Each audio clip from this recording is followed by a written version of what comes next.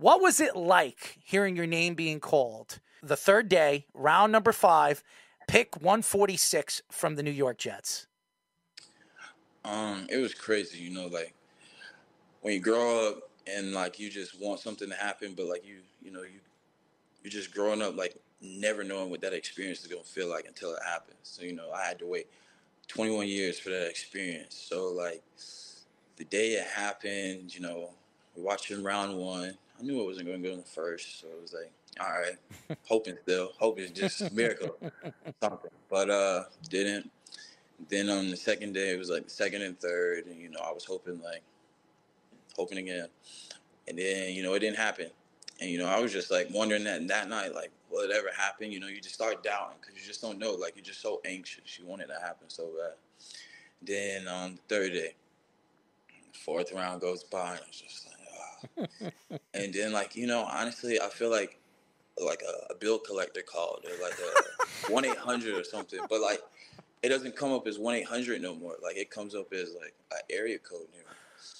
So yeah, but I answer it, and then it's like you won like a boat pass or something. Hang up, the fourth round's still going, then go to commercial or something, fifth round, and then a 973 number calls me, and the area says like New Jersey. Mm-hmm. I'm like, New Jersey.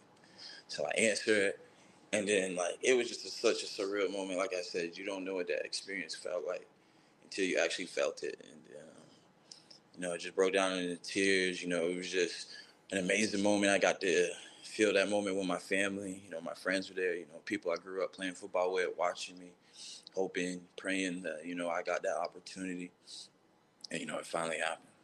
And I can't thank God enough. How did you grow up playing football? Was that your first sport you played? How did you get into it? And were there any other sports you grew up with as well? Yeah, I started playing like football when I was about like 5, like flag. Then like pads when I was probably like 8 or something like that. But like in elementary, I played like 1 year of each sport. So I think I played baseball twice. I played basketball at like my private school. But anyways, growing up, just in high school, I just played football and I ran track a couple of times. Jamien, when did you know that you were good enough to play in the NFL? Once I got to college, I started training.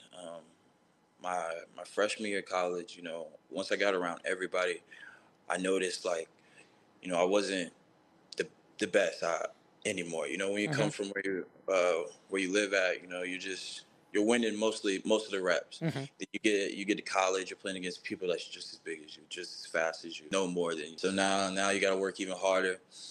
And then honestly, like my junior year, like I just had a confidence in me. I go out there, I would talk a lot of trash. I would just play hard, and I just felt like I could do it at the next level.